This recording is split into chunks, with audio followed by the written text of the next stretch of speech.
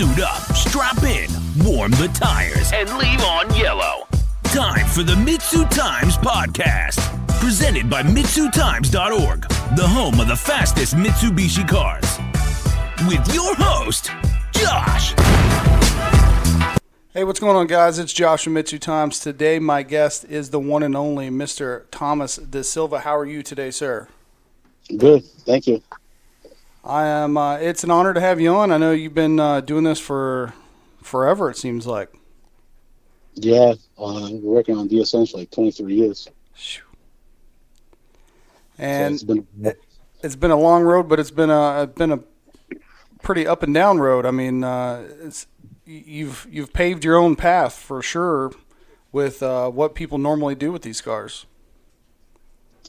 Oh yeah, like I said, I pretty much did anything and pretty much everything to a DSM you can probably think about. Between like motor swaps and wire harnesses and pretty much everything. You know what I mean? I even, wrote stuff down and yeah. Well, let's get into it. Let's start from the beginning. What was it that got you into these cars in the first place? So back in high school, which was, I graduated in 2000. So at first I was into mini trucks and lowriders at the time. Okay. And at that time I had a 87 GMC Jimmy, which was a bad idea to have a four-wheel drive mid-control lowrider. So that wasn't very smart on my behalf, but you're young, you're stupid, you do stupid things. So at the time I was into that.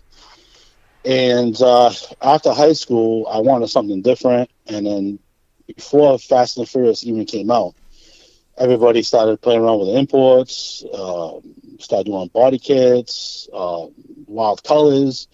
So that's something I wanted to get into. And at first, I had a couple of buddies that were into Hondas. And I was thinking about getting a Honda at first. And when I was in high school, there was these two kids that were in my shop where I went to a technical high school and I was in automotive. So both of them were in my shop class. And my buddy Jay, he had I believe it's a 90 Plymouth Laser RS front-wheel drive turbo. And I knew nothing about those cars. I didn't know. I had no idea what the hell a turbo was. I knew nothing. And another buddy of mine, he just got his Talent, which also was a 9091. And the very first one he had was a Cherry. It was like a black Cherry with a silver on the bottom, all-wheel drive. So that was his first one he had, and 2 weeks later it got totaled because somebody ran the red light and he pretty much hit that person and totaled that car. So he ended up getting another one, which is, to me, I feel that if you have a 1G, that's the iconic 1G, is the black and silver with the 1GA, the pop-up lights. Mm-hmm. So now, even to this day, when I see one of those, it's like, that's like the iconic 1G of all time to me. So he had one of those cars.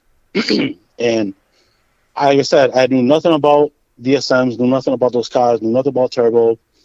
So he shows up one day in school with that car, and I'm thinking, it's probably like a Firebird or a Trans Am, whatever the case may be. And I see like this weird bird on the the grill, this and that. I had no idea what the hell this thing was, and it looked small. And I'm like, hey, nice Trans Am or Firebird. He starts laughing at me. He's like, this ain't a Firebird. I was like, what is it? He's like, oh, it's an Eagle Talent. I go, what the hell is that? He's like, yeah, Chrysler made it. He's like, it's this little, it's a little car, it's turbo all-wheel drive. I go, what the hell is that? So I had no idea what the hell it was. And then I found out, like, my buddy Jay, he had pretty much the same one. And I was like, okay, all right, maybe it's something I might get into. And I had my buddy Jay take me for a ride. And when he took me for a ride in that car, I was like, holy shit, this is nowhere near like a Honda Civic or anything like that. I'm like, yo, this thing is really fast. Holy shit. So I was pretty amazed by it. And I'm like, damn, you can do some things with this thing. I'm like, yo, this is pretty cool. You know what I mean? Mm-hmm. And then my buddy Nuno, he's like, you know what? Since you don't know nothing about this cars, we're going to go for a ride. I was all right. So he brings me for a ride. And the first time he ever brings me for a ride, we used to go the next town over, the next city over, which is called Fall River in Massachusetts. And that's where we used to race. We had, they had like what they used to call a quarter mile, or whatever it was, but it wasn't even straight. You know what I mean? It still had a curve to it. Oh man! But that's where everybody raced. You know what I mean? So he's like, "Yeah, we're gonna race today." I says, "Okay, all right." And then I was like, "You really think this thing's got any balls?" I mean, he's like, "Trust me." He's like, "Trust me." So okay. So we pull up, and this guy, I'll never forget it. There's this guy with this funky paint job, old school Camaro, was like pink, blue, all different colors, like 80s style type of paint job, right? And I was like, dude, there's no way this little car's gonna beat that car. He's like, trust me. He's like, trust me. I was like, I don't know, man. He's like, watch. So we talked to the guy. The guy's like, yeah, I'll race you. He's like, all right. Soon as the light turned green, the car hooked so bad that like the rear end squatted probably to the ground. You know what I mean? I never felt nothing like it. We ended up beating that guy by a half a car. And I'm like, damn, this car really does move. And he's like, yeah. Oh, yeah. I'm like, yo, for real? He's like, yeah. And then so ever since that day, I was like, I'm hooked. Like, I got to get one. Like, I got to get one. You know what I mean? And I ended up driving my other buddy's car, his front-wheel drive, and I knew right off the bat I wanted these cars. And I learned what a front-wheel drive DSM can do, and it was like totally different than all-wheel drive. Mm-hmm. And that thing used to light the tires up. And I was like, wow, this is way different than new. I was like, yeah, well, difference is mine is front-wheel drive, his is all-wheel drive. I'm like, I gotta get one of these things. And then slowly but surely, after I got out of high school, I graduated, I just like, now I'm addicted. Like, I want to get one of those cars. And my buddy Nuno says that, hey, you know, they do make a second generation. I says, really? He's like, yeah. He's like, I like your car. I want to get one like yours, but I want to be different. He's like, yeah, they make a second generation, 95 to 99. I says, really? So I started looking into it, but I'm like, I had to have the Eagle Talon. Like, I didn't want an Eclipse. I had to have Eagle Talon. And I started looking for it, and then I found the one, which I actually own to this day. Oh, wow. That's cool. Yeah. So I bought this 2G in, I believe 2000. And there was a process to get this car because I'm 100% Portuguese, and my father's old school. You know what I mean? My father was from the old country, and you know what I mean? Like, it was tough. You know what I mean? It was tough because he didn't want him to get it. It was too fast. You wanted him in trouble and this and that. I had to have this car. So in 2001, I paid $10,900 for the 2G I own now, and when I bought it, it had 38,000 miles. Wow. Yeah, the car came from Florida, so it was actually I'm the third owner of that car. That's pretty sick. Yeah, and as of right now, the car still has 61,000 original miles. Oh my God! Time capsule. Yeah, it's my baby. She don't look good right now, but I'm in the process. I'm working on it. That's awesome. So what after that car? What was the next one? So when I owned that car, obviously when you're a kid, you know, you want to do modifications to it and everything. And the first thing I did was I smoked the clutch, racing, obviously. Of course. I raced this Mustang guy, and I blew his doors off, and that was the end of that stock clutch. So at the time, ACT was probably pretty much the primary clutch to go to for DSMs, and then everybody's telling me to run the 2600, and I did that. I had nothing but problems. You know, not only that too, I'm still new to the car, and yeah, I went through clutches trying to figure out how to get this thing right, this and that. So I ended up just selling it out to a 2100 instead of a 2600. So then after that, I started driving it, and then the poor car, the motor crank walked. So after that situation, I was, like I said, I was a broke kid. Didn't have much money, so I had to park it and just pretty much pay the car payments, and then drove my dad's pickup truck for the longest time. And the car sat for a really, really long time. Then it was it was just it was tough because I was going to get married, this and that. The car sat and sat and sat. And then I got this addiction of wanting to buy more DSMs, fix it, and restore it. Mm-hmm. So when I tell you I had over 50 DSMs, no, I literally had over 50 DSMs. Jeez. I would buy them. So I would buy them.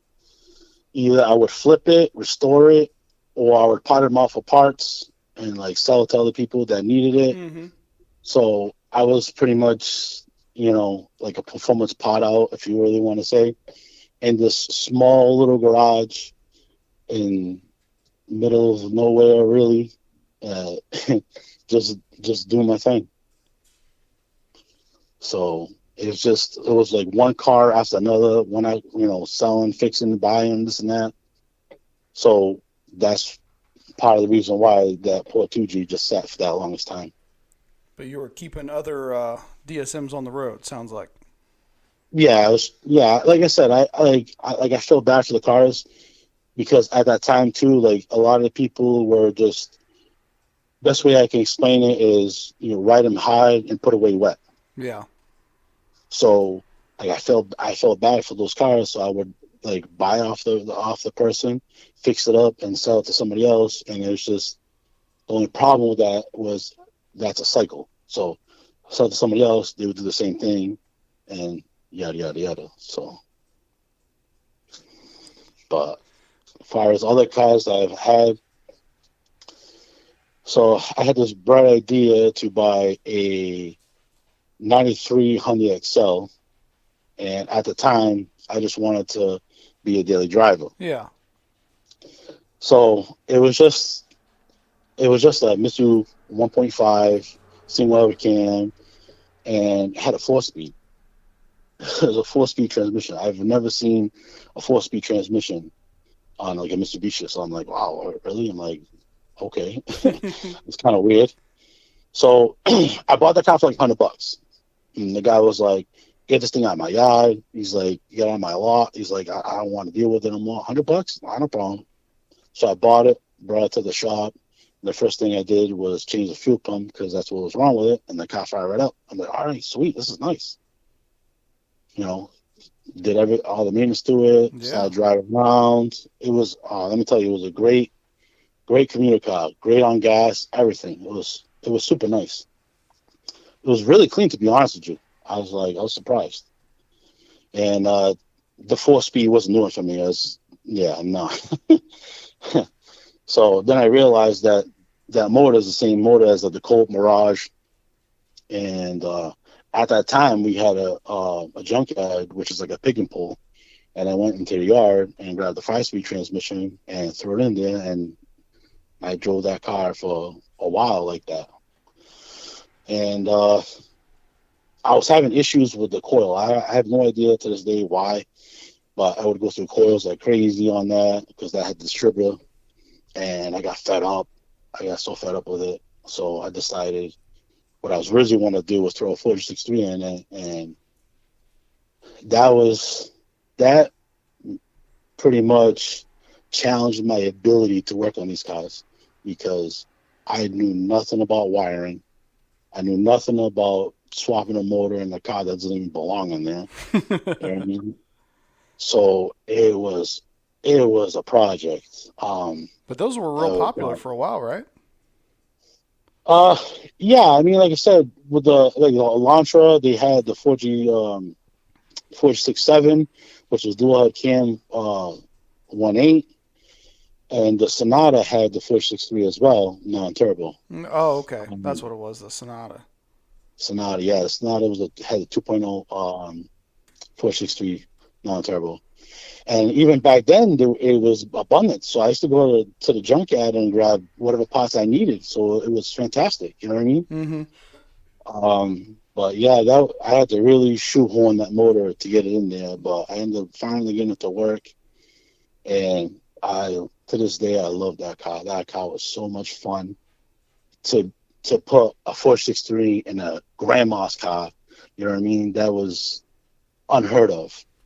And people didn't even believe in me to like, oh yeah, that will never work. So I pretty much proved them wrong, and that car was so much fun. Oh man, the first night I got that thing done, we used to hang out at Wendy's, and now this is the era around 2005. And that's when like the Skittles were coming out. I call them Skittles. It's the Dodge Neon SRT4s. Oh, okay. So we used to call them Skittles because they were all different colors and everything, and everybody had one. So we used to all hang out at Wendy's, and man, that night was so much fun. When I brought that car out, it was still on 13-inch 13-inch wheels with hubcaps. And it would just, even on 10 pounds of boost, it would just fry the tires.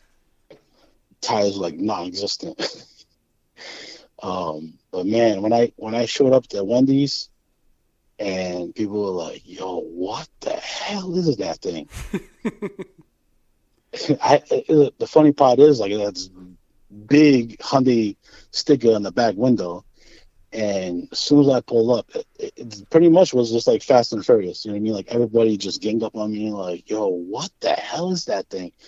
I says, oh, it's a Hyundai. No way, that can't be a Hyundai.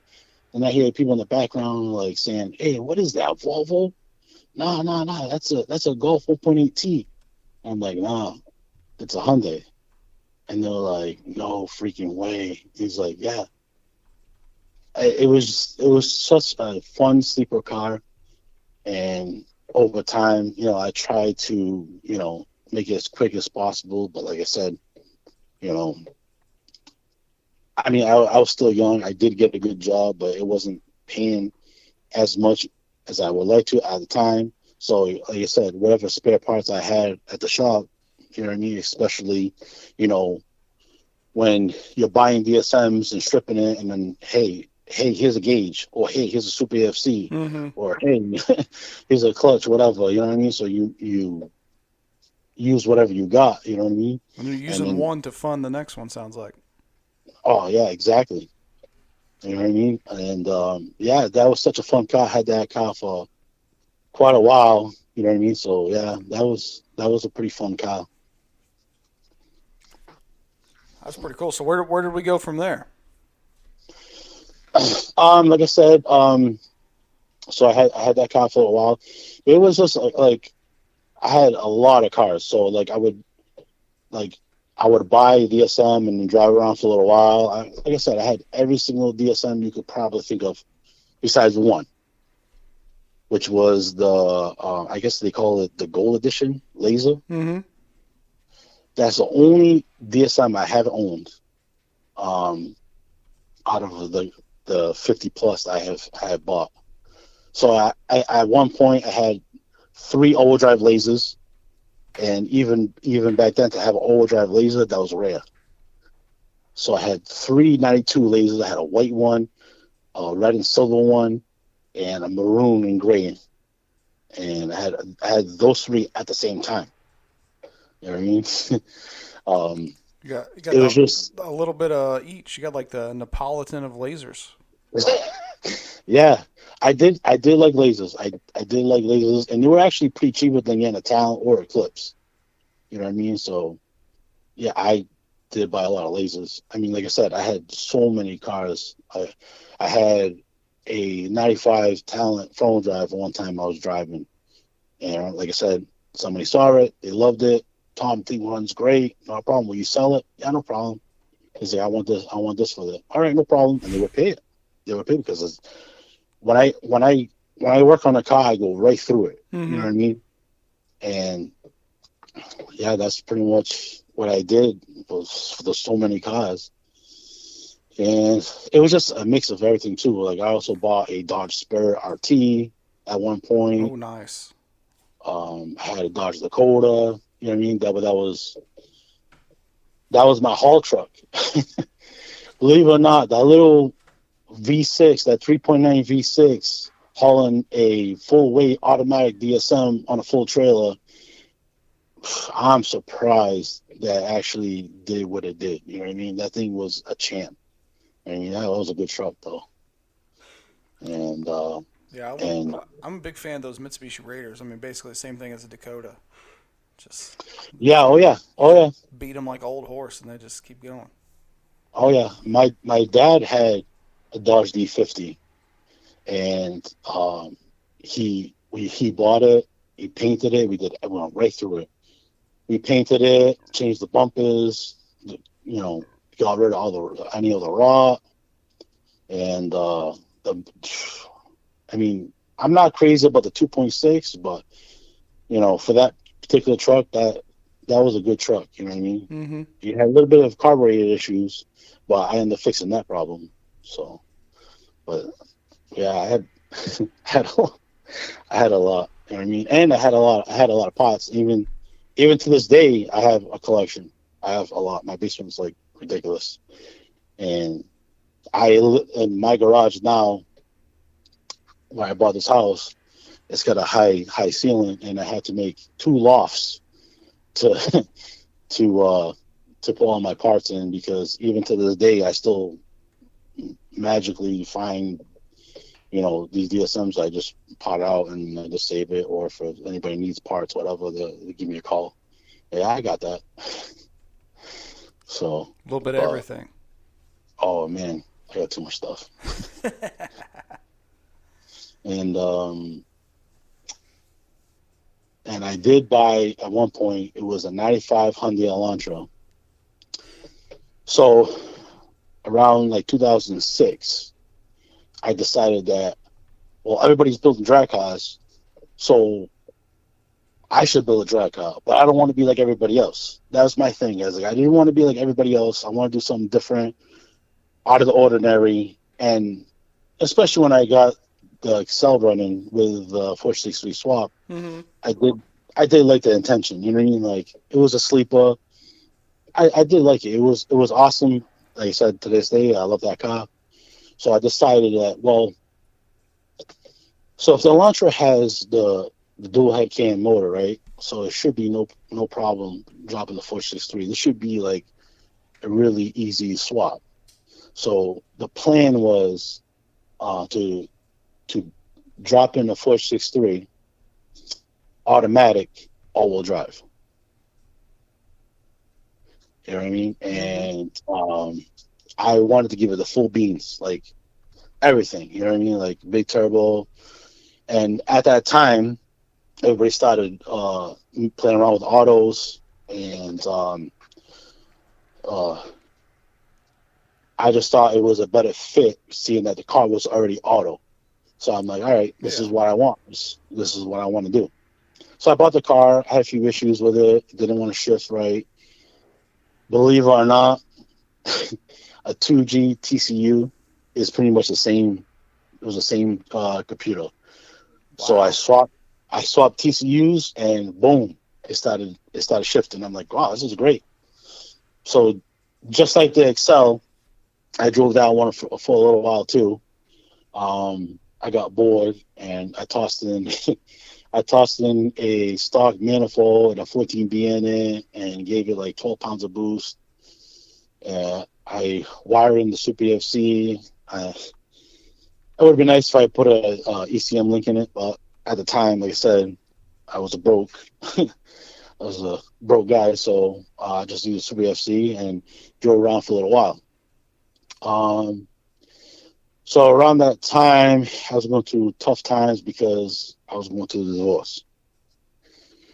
And if anybody goes through divorce, you know how that goes.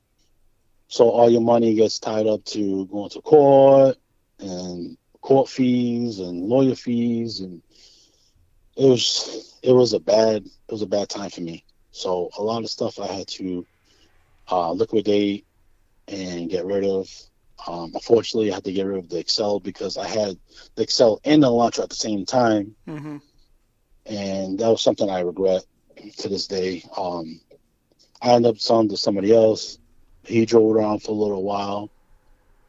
I had got the opportunity to buy it back, but again, I was in a bad time. I couldn't buy it back, and somebody else bought it, stripped the motor out of it, and junked the car. So that was the end of the Excel, unfortunately. But I still had the Elantra, and so I rented a garage. I rented a garage at one point, and I parked the car in the garage. So my neighbor, he was working on his car and caught the garage on fire, and that was pretty much the end of that Elantra too, because of the fact that the fire didn't end up going to my stall, but it pretty much melted everything. Anything that I had up on the lofts. So if I had bumper covers or hood or anything like that, the heat from the fire warped everything, melted the bumpers, and unfortunately for the Elantra, that also melted the interior panels and everything, so it kind of just ruined the poor car. So, yeah, that's pretty much the story of those two Hyundais. So now I was like, what am I going to do now? And I still wanted a drag car. I still wanted all-wheel drive. So I thought about it, keep going back and forth. I think in 2007, I went to the shootout. And when I went to the shootout, automatic, it was starting catching like a huge rise, this and that. So when I went to the shootout, I noticed like Jeff Bush, he started going crazy with autos, and I noticed that he was going through like so many T cases. Like I saw his camp, and I looked, there was like 6 T cases. I'm like, Jesus Christ. I'm like, you guys go through that many cases? It's like, yeah, you know, at this power level, you know what I mean? Like, this stuff happens. We're trying to work on, you know, getting, you know, quality parts and trying to make parts for it. I'm like, oh, no shit. All right.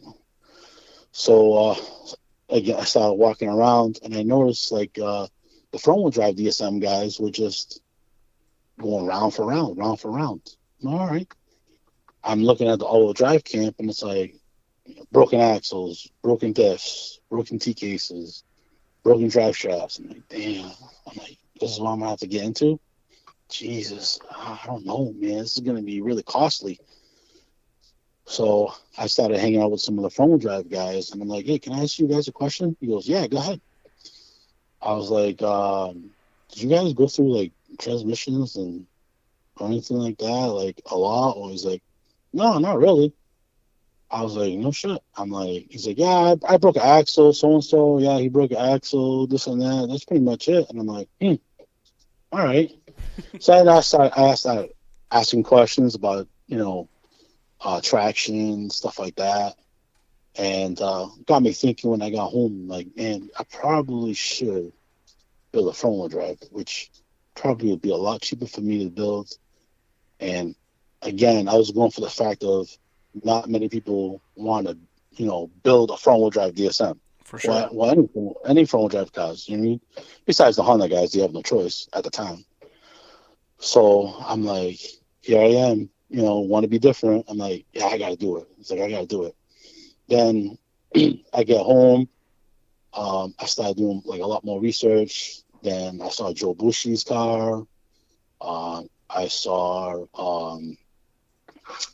what's his face? Warren D'Souza. Mm-hmm. He had that red Eclipse front wheel drive. So I started watching videos and stuff like that, and I'm like, all right. I got a notepad and I started writing down pros and cons of what should I do with a front wheel drive or all wheel drive. And to me,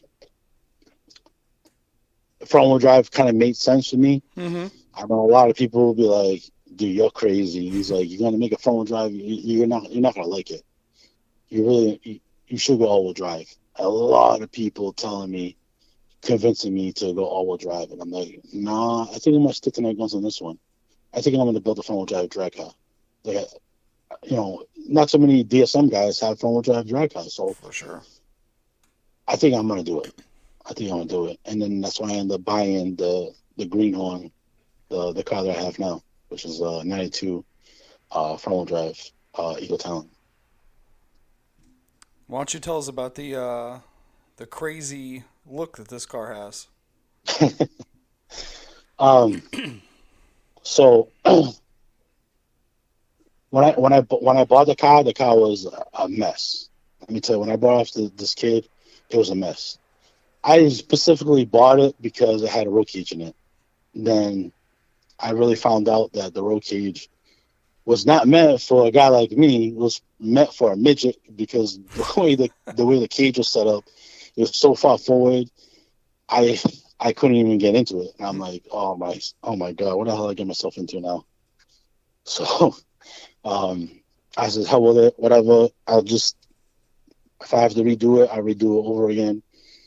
So I got the car. It was an auto mess. You know what I mean? The poor motor was only holded by like one or two bolts on each side of the motor mounts. Oh, wow. You know what I mean? One of the bolts snapped into the block. I'm like, Jesus Christ. The car was running on a non-turbo ECU. I have no idea to this day how the car was running. And him racing it. He was racing it too on top of it. I just couldn't. So I know, I'm like, yep, I hear this is what I'm going to myself into. I'm like, all right, we're going to have to start from all. We're going to have to do everything from scratch. I'm like, okay, here we go. So it was a long process, probably like a 6-year process, just figuring out what to do, how to do it. When you build a street car, you know what I mean? It's totally different. And at the time, that's all I was doing, street racing. So it's different from going to the track. That's for sure. Mm-hmm. You know what I mean? So all the racing I've ever done was on the street, you know what I mean? And building a drag car was kind of like another thing out of my element. So I was like, all right, let's do some research. Here we go on the internet, what to buy, what to do, this and that, how to get this car going. And I knew nothing about auto. All I know is I had a few auto DSMs, but nothing to this magnitude. So I started off with a fresh 6-bolt block. The car was originally a 5-speed, so I converted to auto. And I just, like, whatever I could put into the car for whatever money I had to build the car, You know what I mean? Mm-hmm. That's what I did pretty much, So currently right now with this car, it's a 6-bolt block. It's got crawler rods, JE pistons. It has MLS head gasket, ERP head studs, ERP mains, stock head. I have these old fast forward connection, what they call it, DKS 272 cams, and it was a stock intake manifold, force performance exhaust manifold, the old PTE 50 trim. Beautiful. I know people.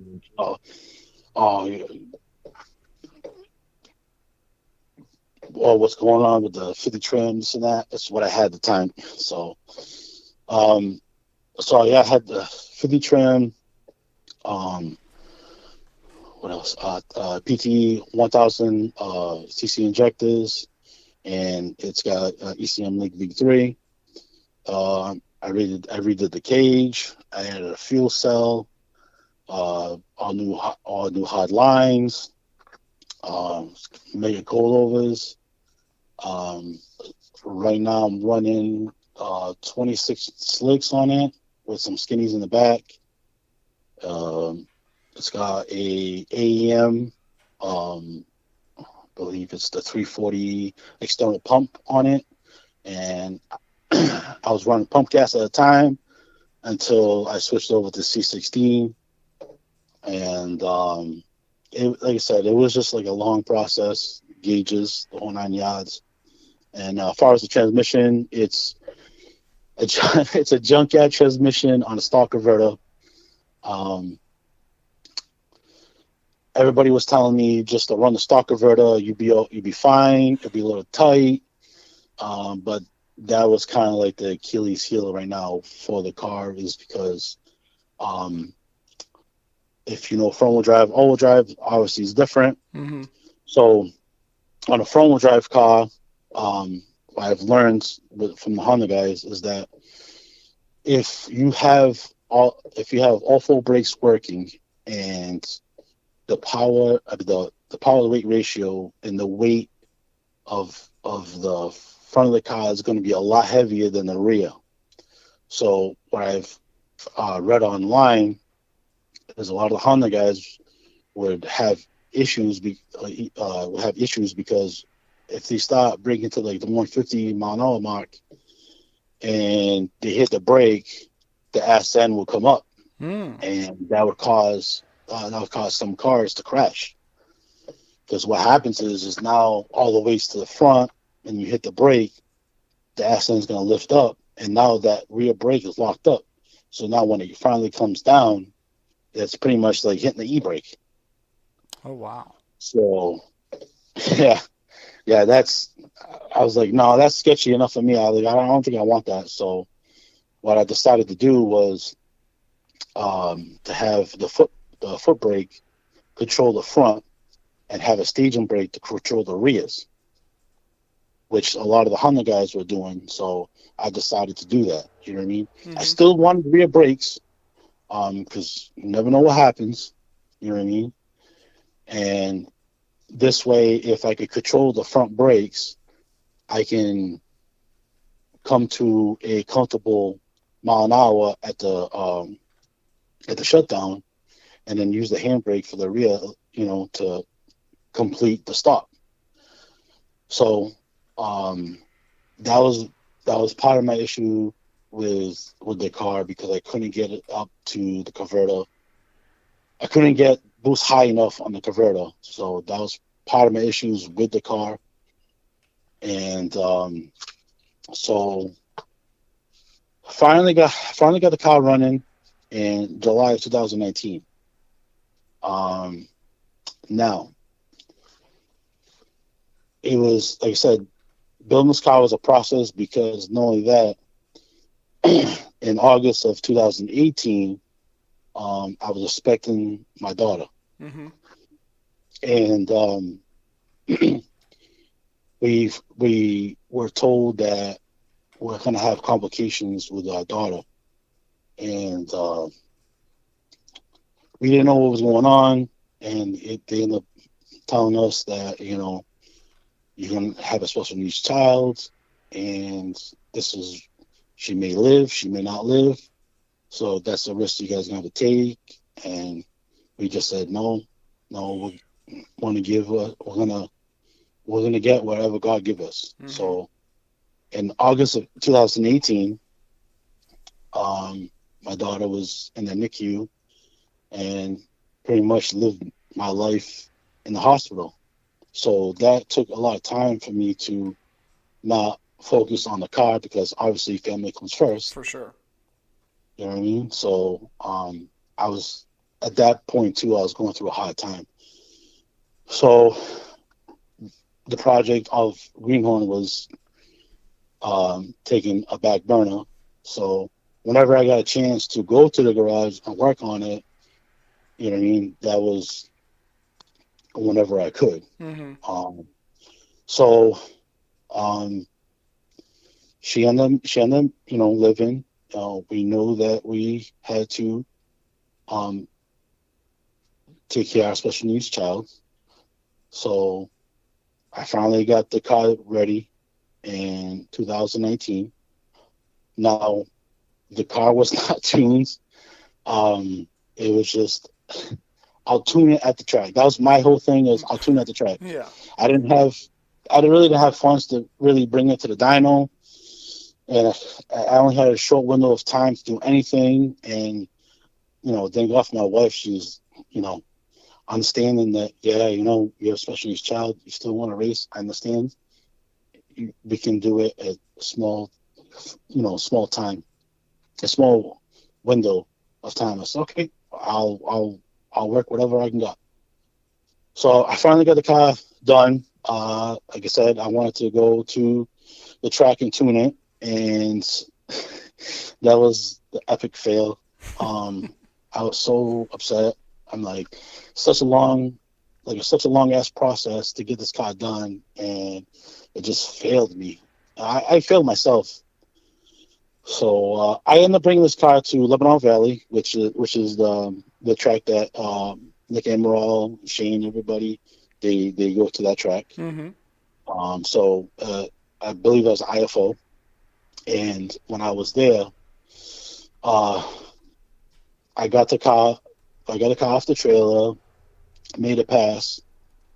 And when I made the pass, I'm like, all right, car's feeling great, this and that.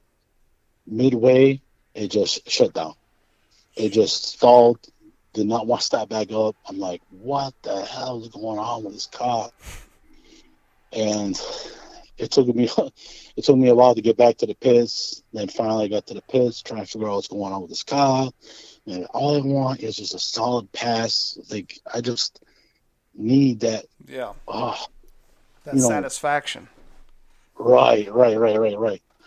I just need that satisfaction. I'm like, hey, all this hard work and finally made a pass. I didn't care what it did. I really didn't. You know what I mean? Just to be out there, you know what I mean? Oh, for sure. To get the car going, you know what I mean? It was just, that was a goal for me, you know? So it come to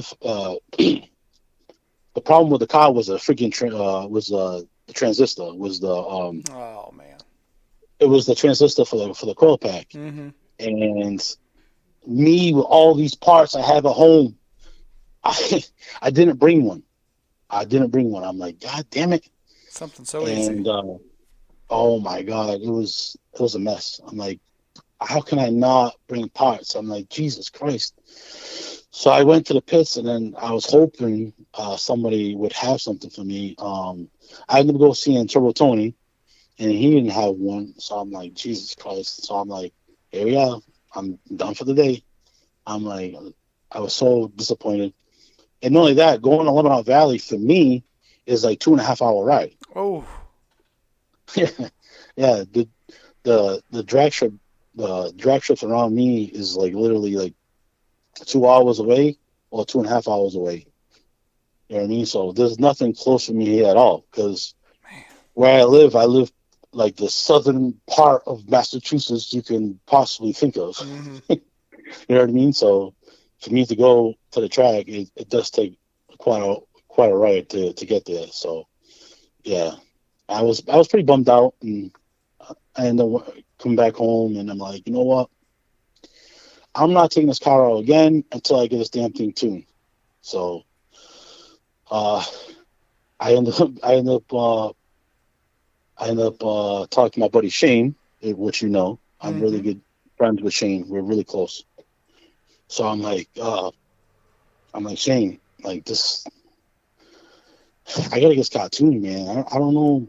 I don't know anybody that can tune for me right now, especially, everybody's busy. He's like, dude, let me talk to Rafe. Let me talk to Rafe. So he ended up talking to him, and he agreed to it. And I'm like, Rafe is my savior. Thank God. So I brought the car to Connecticut, and we got it tuned. And so the car didn't make that much power. I wasn't expecting to make 500 horse off the rip, 600 horse.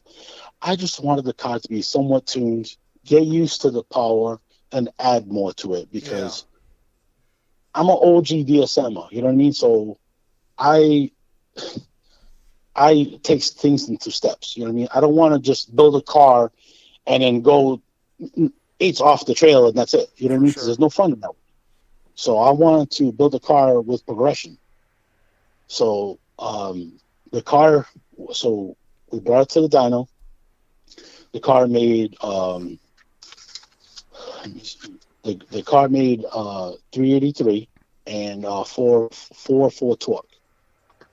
And Rafe was like, he's like, hey, that's pretty good. He's like, I'm trying to give it more, but I can't. I was like, what do you mean?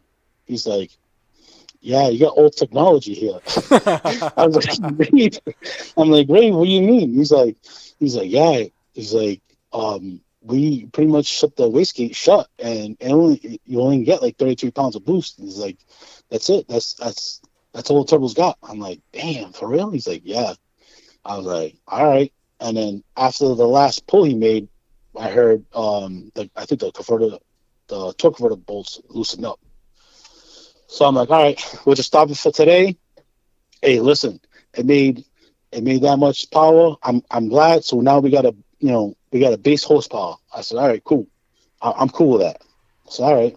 So I took it home, fixed the torque converter bolts, and I decided that I wanted to play around with boost by gear. So I'm like, well, this thing is going to come on pretty good. I think I should just ramp up the boost. And I got a little scared because when I did bring it home, I was so excited. I was like, yo, I want to take it out for a rip. And the car was registered, registered insured. So I was like, let me take it out for a rip. So I took it out for a rip. Oh my God, I got so scared. I took it on my normal run. I hit on the highway I usually go on 140, and I gave it the beans, and oh my God, the power came on so hard that the car literally pulled me all the way to the left, and all I could ever see was the median, and the ditch. Oh man! So I'm like, oh my God. What's going on, guys? This is Desmond here from Performance Destination. Just want to jump on here and say, if you're looking for any tuning, give us a call, contact us. Dyno-wise, if you're looking for a tuner remotely, contact us. We service the nation worldwide. Every state, every country throughout the Caribbean, everywhere worldwide, we are connected with everyone. Whether if a standalone computer system, AEM, Hall Tech, Field Tech, stock ECU, your DSM, your Evo 5 or 6, 7, 8s, 9s, and 10s. We tune them all. We specialize in all the computer systems. We meet the needs of all of our clientele. If you would like to reach us, you can give us a call at 941-268-7493, or you can catch us on our website at performancedestination.com, or reach us on all platforms at Performance Destination. You can either check out our YouTube channel as well, so you can see our work. But the car's so loud, so I can't hear it spin. Yeah. So I'm like, I'm going to die. I was like, I'm going to die in this damn thing. I'm going to die. So I let off, and luckily the car straightened right the hell out, and that gave me a good scare. I'm like, yeah, I'm just going to bring this back home before I ruin it, before I actually bring it to the track. Wrap around a tree. Right, and that would have been no good. You know what I mean? So I brought it home. I said I fixed everything that was wrong with it. So in 2020, we had COVID, which is obviously a bad time for me to bring it. Mm-hmm. But it was actually a good thing for me because the fact that my daughter was doing pretty good that year. I haven't been to the hospital for almost a year, which was great. Mm-hmm. And I told my wife, I says, hey, I need to make another pass for this car. Like, I need to bring this to the track again. She's like, okay. She's like, if anything happens, you know what I mean, I'll give you a call. Okay, no problem. So, yet again, we're bringing it to, well, actually, 2020, I brought it to New England Dragway. So New England Dragway is my track, is my closest track. So now I'm like, all right, it's got its tunes. I think I got it set up right on the boost by gear. Let's hit it. Another epic fail. The valve I was using was a unison ramp, and I should have been using a Mac valve. And when I was launching it, again, because I have a stock converter and only having front brakes to hold it, even with the staging brake, I couldn't get the boost up on the converter high enough. Mm-hmm. So I'm like, whatever. If it's gonna be a slow start, hell with it. I'll just play catch up at the end. And when I did that, I noticed that I was down on boost. I was probably like maybe 15, 20 pounds on boost, and I'm like, come on. And I just kept going, and the car ended up making like 13.4 at the track. Wow. Which is it's not what I wanted. I know the car had a lot more in it, and I'm like, all right, whatever. And and I got Shane telling me, like, Shane, Tom, you need to get rid of that. Just give it the full beans. And driving the car that day got me scared a little bit. I'm like, I want to see if I can at least ramp up the boost a little bit instead of just, giving the full 33 pounds. It's like, I'm telling you, just do it. So I didn't end up making another pass because that year was crazy for breakdowns. There was oil spilled all over the place. It was constant braking.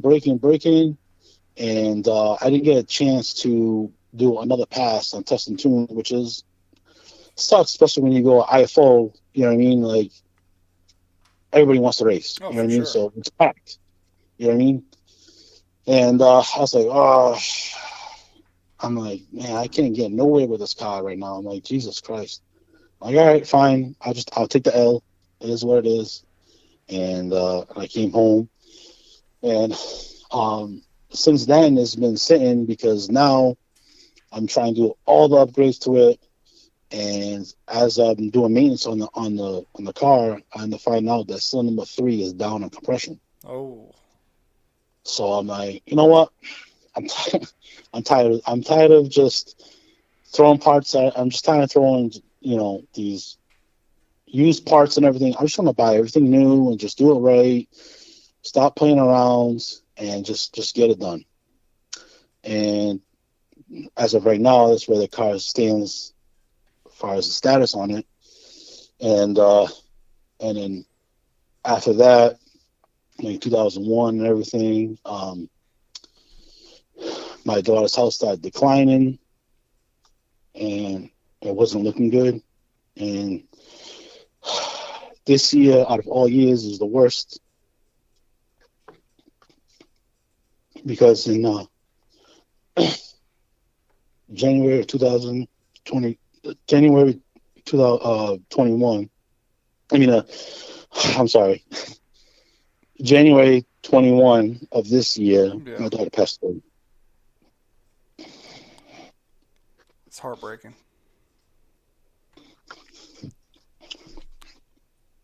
So, excuse me, I'm sorry. No, take your time.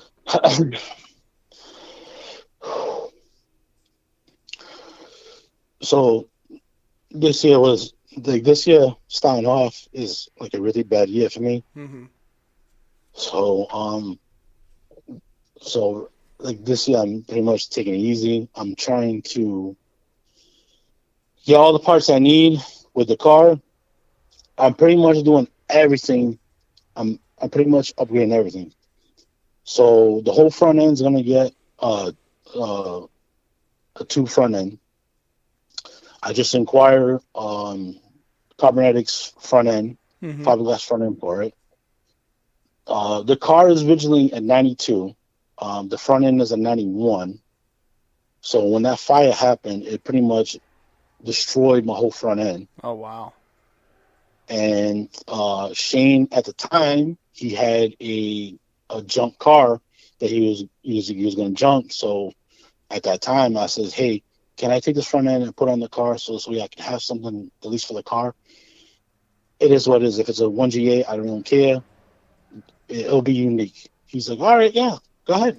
It's all right." So that's how that came about. And so as of right now, as far as upgrades with the car, like I said, it's going a whole front end is going to be done. It's going to go back to a 92. I have a whole new motor that's going to be a lot beefier, a lot stronger than what I have now. I recently picked up a torque converter, LSD for it. Nice. It's gonna get a 2G 2G front drive trans, unlike the one I'm using now. So pretty much the whole car is gonna be under construction. I'm getting rid of the fuel cell in the back. The batteries in the back, so I'm gonna change that to the front. So it's gonna be a lot of changes to this car, and I'm gonna be pretty excited about it. I bought a lot of nice parts this time around. I bought when Richard, I'm sorry, I forgot his name now. Force Performance. I bought a Force Performance. Robert Young. Yes. Robert Young. So when Robert Young had the sale with the 3058, I believe it is, Mm-hmm. the ball bearing turbos. So I picked one of those up. I had CNC Design make the manifold for me, so I got that. So it's going to be a lot of changes. I'm going to go with Kelfer cams. It's just going to be a lot of changes. It's just like this year alone is it's tough. It's really tough. But yeah, I mean, I can't wait until I get all these changes and start actually making some passes for this car. Now, I know this is the car that you're probably currently the most known for, but I want to talk a little bit about your 6G75 project. Actually, I ended up getting rid of that project. Oh, okay. I'll talk a little bit about it. Let's talk about your plan for it, or what your plan was for it, at least. All right, so yeah, I picked up the Mirage from Shane, and my initial plan was obviously just put a 463 driver, this and that. Then I guess you would say I got the 6G75 bug and decided, hey, maybe I could fit this in the Mirage. So I bought a motor. I ended up buying a 3G trans, a 5-speed trans, and I started putting everything together. I actually made my own motor mounts. I actually got the motor and trans in it, you know what I mean? And what I wanted to do with it was not ruin the original motor mount setup on the car, just in case I wanted to put it back to 463. Yeah. So I made all the motor mounts and everything, and I got it in, and it was tough. It was tough. I mean, it was not a good. It's not a good car to put that motor in there, but I got it in there and everything, and But like I said, I just had too many projects. Unfortunately, I had to just sell everything, and I ended up selling it to my buddy I know, Jose from Ohio. He ended up picking up the Mirage. He came from Ohio to pick up the Mirage. Oh, nice. And all the 6G75 pots, I ended up scrapping that project. It's just I just didn't have enough time to work on that car.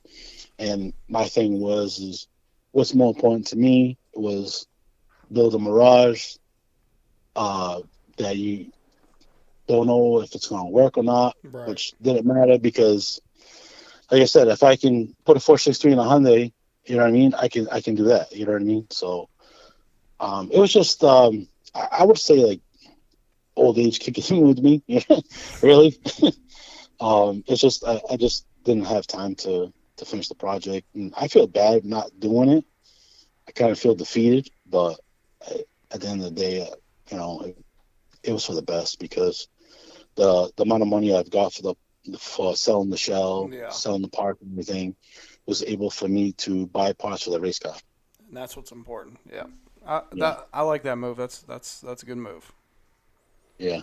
I was wondering how that project was going to turn out, just because the engines was the same size as the car was. Yeah, it was a really big motor. It was a project. It really was a project.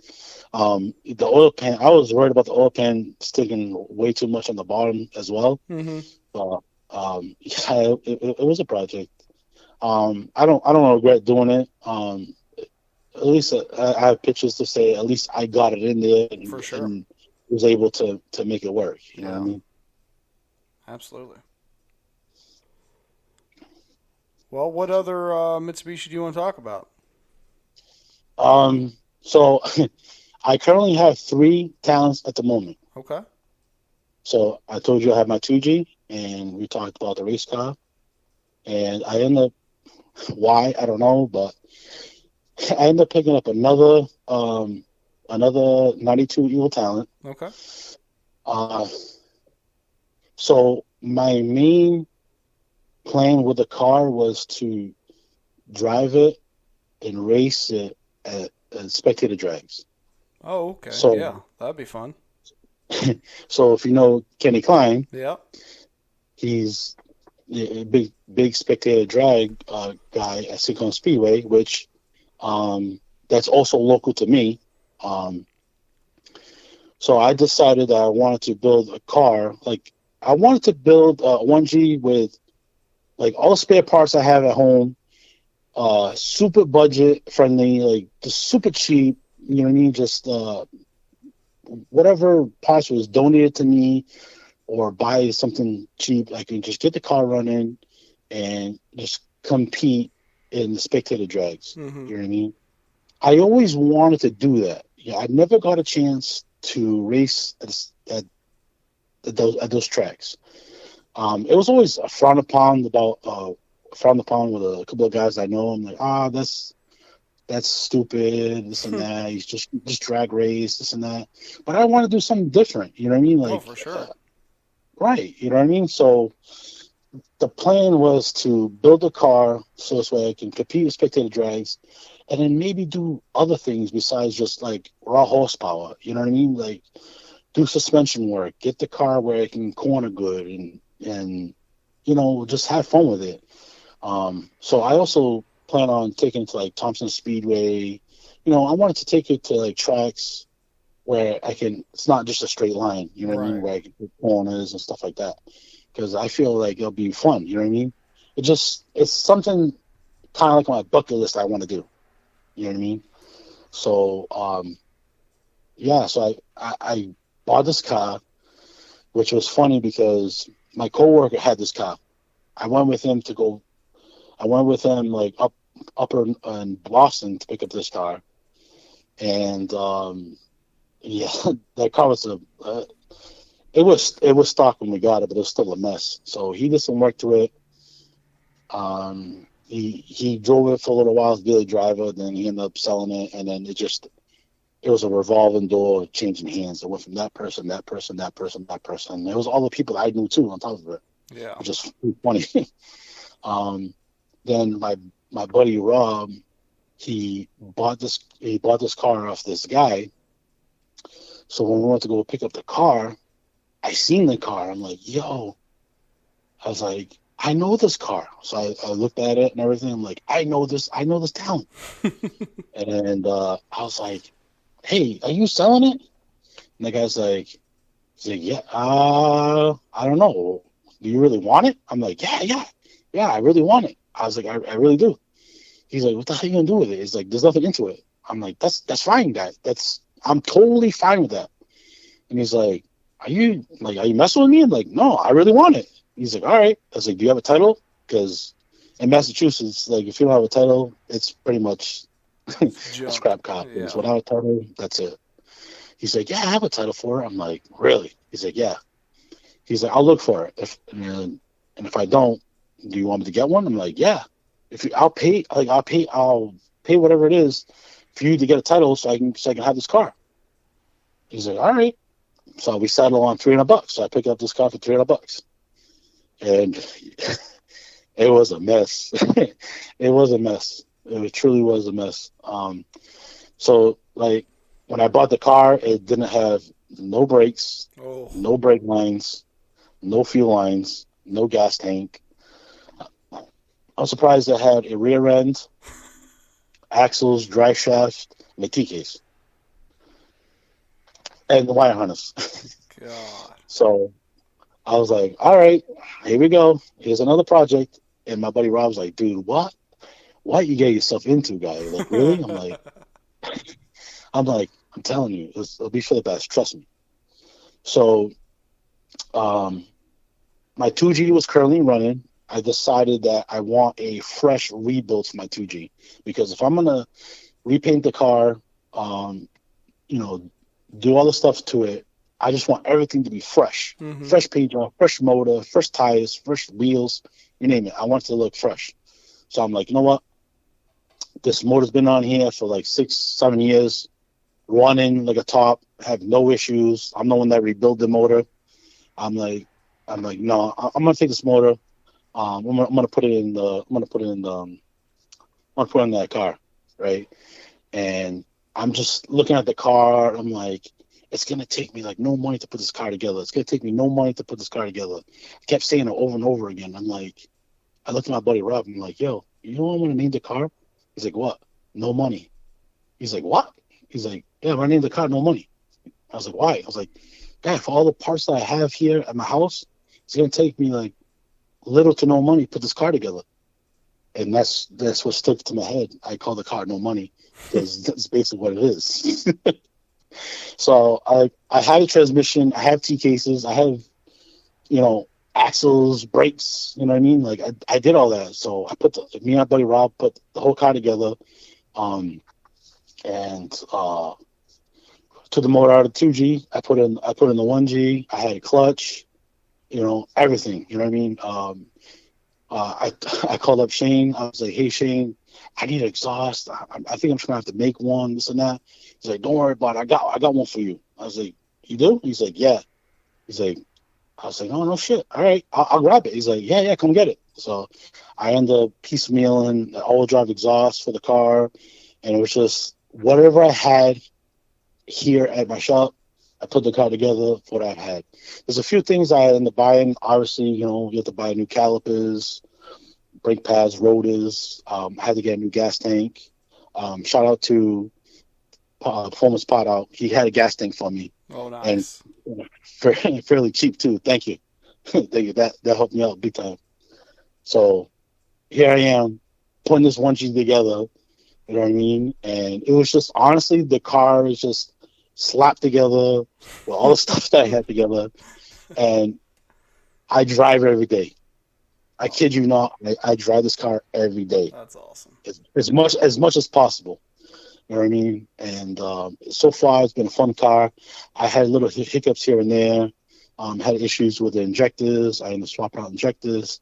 I got better at tuning a little bit, so I started street tuning a little bit of the car. So Currently, right now, it's running. Running. It's registered. It's parked outside. I drive that car every day, and the rules of spectator drag has to be a car that's registered, insured, and everything. So I figured, hey, hell with it. I know my 2G is going to be down for a while, but hell with it. You know what I mean? I'll just drive this clopped out 1G DSM and just drive around. You know what I mean? Have fun with it. Enjoy yourself. And yeah, I mean, honestly, it's so nice because the fact that like I don't have to worry about somebody scratching it or having dents on it because it already has that. Mm-hmm. You know what I mean? It already has that. You know what I mean? So I can leave it outside, not have to worry about it, and I can just drive it anytime I want. And like I said, knock on wood, she's been good to me. So, but the plan is to start doing some suspension work to it. End up getting some coilovers. I hit up Net Fab to give me some the lateral, the control arms, the rear control arms, so I can adjust the toe for the rear. So slowly but surely, you know what I mean, I'm going to get the car dialed in as far as suspension wise, so I can race SC Con Speedway and other tracks too. I think it's Hudson, and there's one, I think Lebanon Valley has one too, I believe. So I like to do other stuff with it. I may do some autocross. I'm not really a fan of it. Mm-hmm. Well, I'll try it. I'll try it if I, Just have some fun with it. Yeah, you know what I mean. If it comes down to it, I'll try it. You know what I mean. But I just want to do other things with the car, and yeah, I'm pretty happy about that. But as far as right now, like I said, I just have 3 talents, and my other car, I have a pickup truck, which is a tow hauler, and that's pretty much it. What about your YouTube channel? Let's talk a little bit about that. All right, so my YouTube channel, I started that in 2012. So what I noticed that, well, YouTube, even back then in 2012, there wasn't a lot of like tutorials, right? So I'm very knowledgeable with these cars, especially doing time belt. Like I said, everything I do in the shop, I rebuild my own motors. I try to do everything in house. Obviously, I don't have CNC machines to actually hone it and stuff like that. But everything else, like I'll get a bare head, send it to the machine shop. He decks it. He cuts the valves. I bring it to the shop. I put everything else in. As far as the motor, I give him a bare block. He puts the pistons and piston rods and the crank. Gets everything all set up. I bring it to my shop. I do everything else. So I wanted to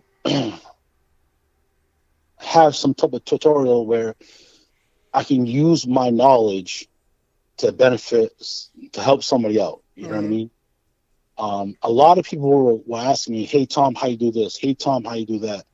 So my first video I ever made was in my old garage, and that was to do a timing belt. I was nervous as hell. I had no idea what I was doing. I just did the best I could to make a video with my phone. So, yeah, I made a video of how to put a timing belt on and do it correctly and show people like, hey, this is the way I've always done it for years. I have no issues, and this is how you should do it correctly. And slowly but surely, it started progressing. I started getting better at editing. When I made the channel, I didn't expect to be a YouTube creator or be big or anything else. I just wanted to throw my knowledge out there to help anybody out. Of course. Especially too, like the all-wheel drive rear brake system on 1G. I got lucky and ended up using like front-wheel drive rear brakes. Front-wheel drive rear calipers. So I ended up getting the front-wheel drive rear calipers to work on all-wheel drive. So I'm like, all right, I should put this on YouTube so this way I know a lot of guys are having a hard time trying to get rear calipers for 1Gs. So I figured, hey, let me put that on YouTube. You know what I mean? Oh, yeah. And it was a bunch of stuff. It kind of just snowballed from there. I don't have too much racing. That's the only thing I lack. on the channel was a lot more racing. I wish I could do more racing, but like I said, there was a lot of things stacked against me not be able to do that. You know what I mean? Oh, So, for sure, yeah. Yeah. Racing's not cheap. No, definitely isn't. But I try to make as much contact as I possibly can. This way, not saying educational, but something that's going to help somebody, or just even give updates on the car. You know, I mean, as of right now, I have 178 subscribers and 55 videos. But like I said, I didn't really make the channel just to be a YouTube sensation. You know what I mean? I just wanted to put whatever knowledge I have into the channel. Yeah. So if anybody needed to work on their vehicle and they were wondering how come this is like this and how come this doesn't work and et cetera, they would be able to see my videos and be like, huh, I didn't know about that. All right, I can get that done. So that's mainly why I did that. Okay. Well, is there anything else that you want to cover that we haven't covered? I know you talk about the wild paint on the drag car. Yeah. So I don't know. Like I'm not really into planes, but I like the P-40 Warthog airplane. Mm-hmm. And before I even decided that I wanted to do that paint job, and again, like I said, I wanted to be different from everybody else. So I'm like, all right, am I gonna piss off some veterans here?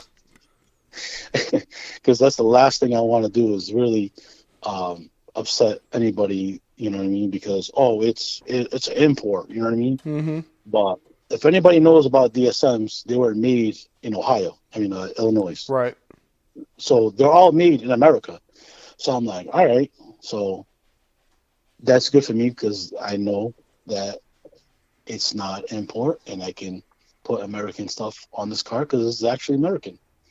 So I says, you know what? How will it? Let's do it. So when I did the bodywork on this car, oh my God, it was horrible. It was really, really horrible. The driver's side quarter panel had so much Bondo, it was not even funny. I went to go knock on the car, and all you hear is thump, thump, thump, thump. Oh, I'm like, man. oh, Jesus Christ.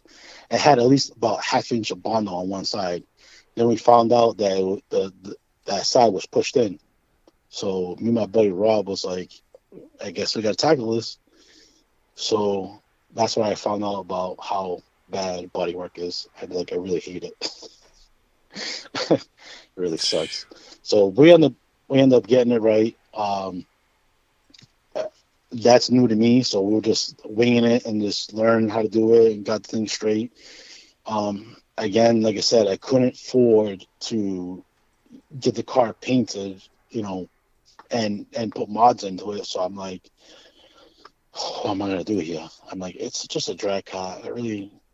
It's whatever. Mm-hmm. So I decided to buy so many cans of Army paint, rattle cans, and pretty much that's what it is. It's just rattle can paint job. And I decided, well, let me attempt to try to make it decent as possible. You know what I mean? Without looking horribly wrong. You know what I mean? Mm-hmm. So I would paint it with the rattle cans, sand it, do a body work, and I think I did a pretty decent job on it. You know what I mean? Looks good in pictures. It's not for the sure. best. It's not professional. But yeah, and I decided to get rid of all the panels because I know that the 92 has the big side panels on the door and everything. I said, nah, weight reduction. Let's get all that out. Let's take all that out. We don't need that. So I decided to do all that. And like I said, it was just a rattle can paint job, and I ended up semi-glossing it with some gloss on it on top of it because that paint, if you know, it's very dry. Mm-hmm. And I didn't want it to be very dry and chalky, so So I ended up, like I said, semi-glossing it. And then, like I said, I wanted to be wild. You know what I mean? So I'm like, hell with it. Like, I want to go for that plain look. So I end up going on eBay. I end up getting the wrap on the side. And I just found, like, stickers, the bullet hole stickers, and just went to town. So that's how that came about. And everybody loved it. You know what I mean? I thought everybody was going to, like, not like it. I thought everybody was going to be like, oh, that's corny. That's, you know, it's not cool. But let me tell you, even though the car wasn't fast, everybody liked it. You know what I mean? Everybody really liked it. Like, oh, that's cool. That's badass. I like the way you did it. And I got a lot of confidence knowing that, all right, I did a good job on it. So definitely want to keep that scheme to that car, because without it, it's just, you know what I mean? It won't be the same. Yeah. Blends in with the crowd without it. Yeah. And far as the name, which is pretty funny. So, like I said, building a drag car, I had no idea what I was doing. And building the cage, I had no idea what I was doing. So I end up looking at online. I end up talking to other people. So I end up building the cage myself, right? Because I'm pretty good at welding. I still need to learn how to TIG weld. I'm good at MIG and stick. So I just got kind of fed up with just waiting on people to help me with the cage. So I said, how would I do it myself? And I built the cage myself. So everything to the car is all new to me. Like, you know, I have to put everything to NHRA specs and this and that. So one day my father comes to my garage and he sees the car, right? And we always had this saying, not bad for a greenhorn, right? Because, like I said, my father was from the old country, from Azores in Portugal. So when he came to America and he learned how to do stuff, right, everybody used to say, oh, yeah, you're just a greenhorn, this and that, you don't know what you're doing, blah, blah, blah. And my father got so mad about that, and he just said, I'm going to learn how to do stuff. You know what I mean? Mm-hmm. So anytime he did anything to the house, car, or anything, my father was jack of all trades. Like, he would just do anything. You know what I mean? And his famous saying was, hey, those guys talking about me, right? I go, yeah. He's like, not bad for a greenhorn, huh? Who's the greenhorn now? So like I said, being new to the car, you know, I finally got to able to say that to him. Like, he looked at the car, he's like, oh yeah, you got the cage on? I was like, yeah. He's like, oh, that's nice, this, that. He's like, all right. I look right at him, I go, hey, not bad for a greenhorn, huh? He started laughing. He goes, only you would say something like that. So with all my cars that I have, like, I like to give it a name. This way I know exactly what car I'm talking about, or if I'm talking to my wife, so she can keep track of what car I'm talking about. So I decided that I'm going to call the car Greenhorn. You know what I mean? Because, like I said, everything I did to the car was all new to me. You know what I mean? Mm-hmm. Learn as you went. I said, yeah, exactly. Like, the cage was, let me tell you, doing the cage sucked. That really, really sucked. I actually got stuck in it one time, and I had to call my wife to get me out of it. Oh, man. Yeah. So it was a trip and a half.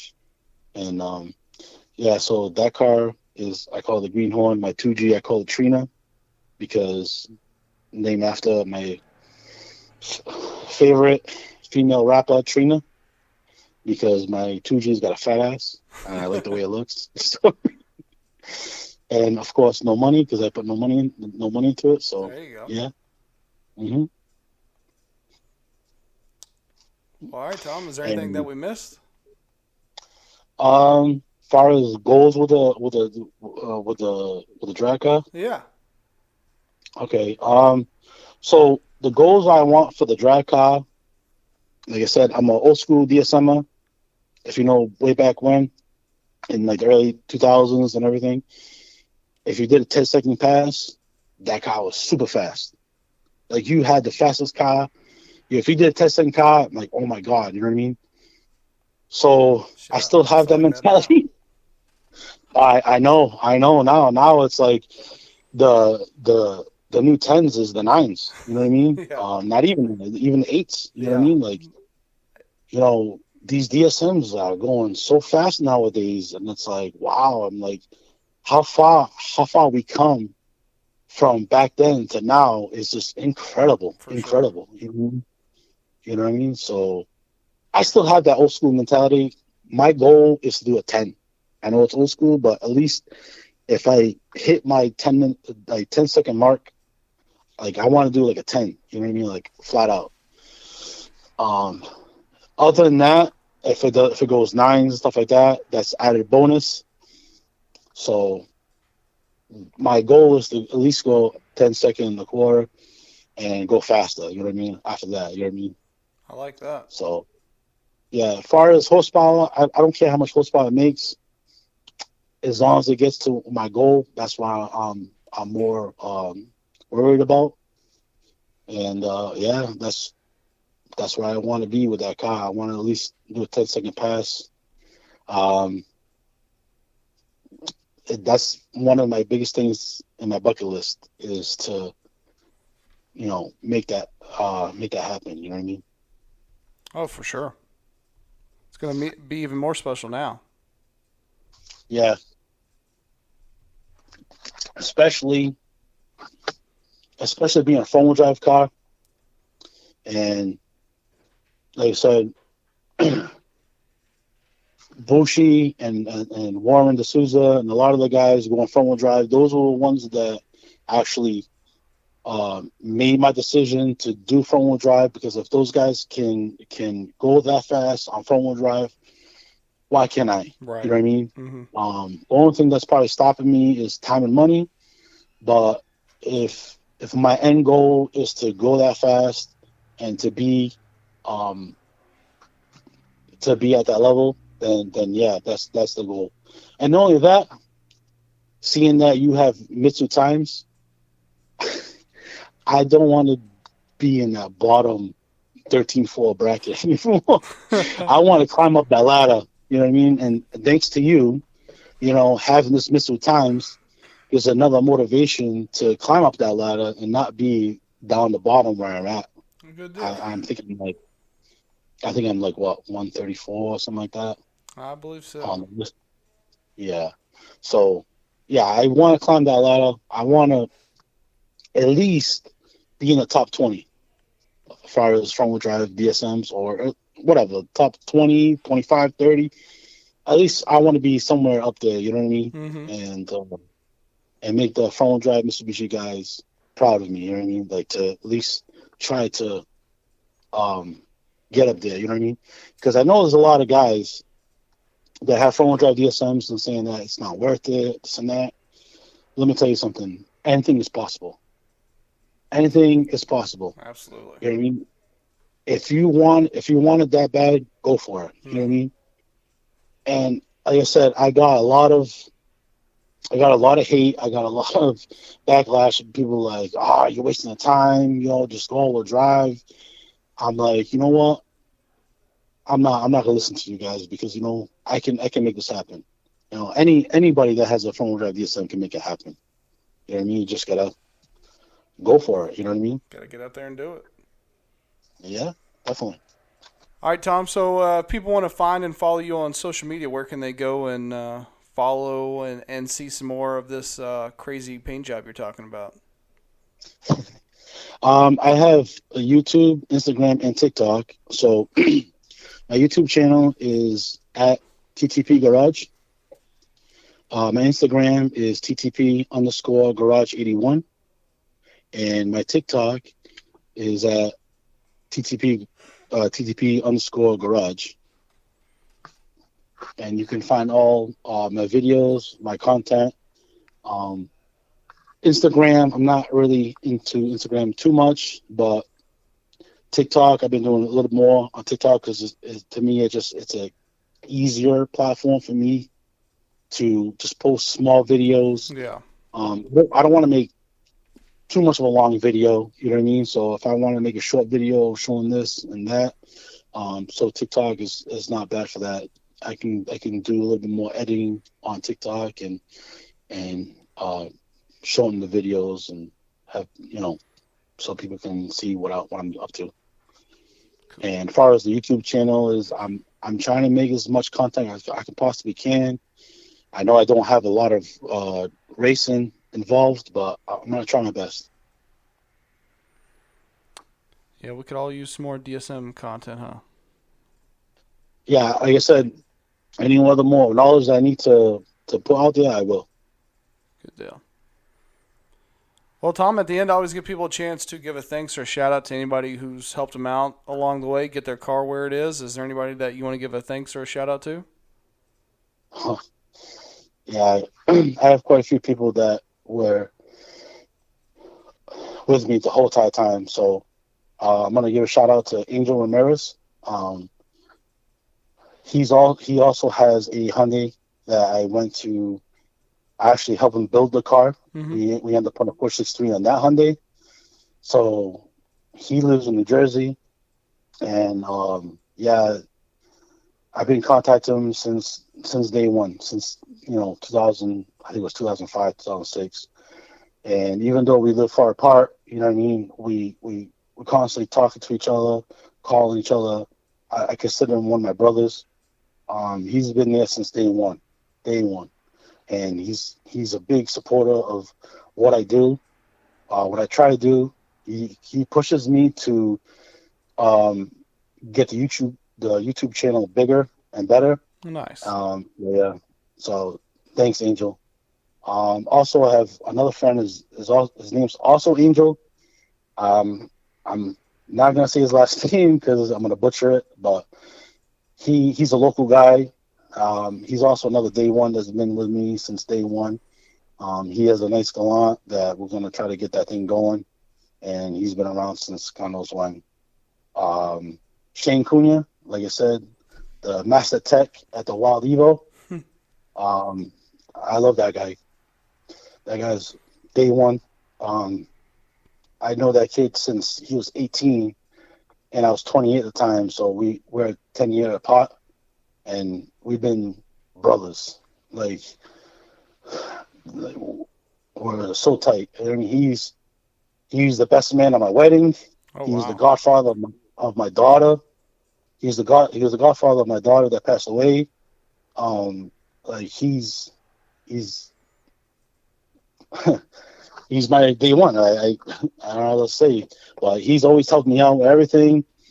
He visits me pretty much every day or every other day. I'm surprised he didn't show up today.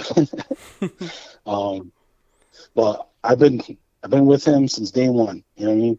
I taught him everything I know. And look what he's doing now. He's a mechanic for the Wild Evo. Like it's crazy. Like for him, that level of racing is crazy. You know what I mean? Oh yeah. So shout out to Chain. I love that guy. My buddy Rob Tatro. We've had DSMs. He's a good friend of mine. He's also another day one. He's the one that helped me put no money together. He comes to the shop, helps me out. We talk. Actually, I just talked to him not too long ago.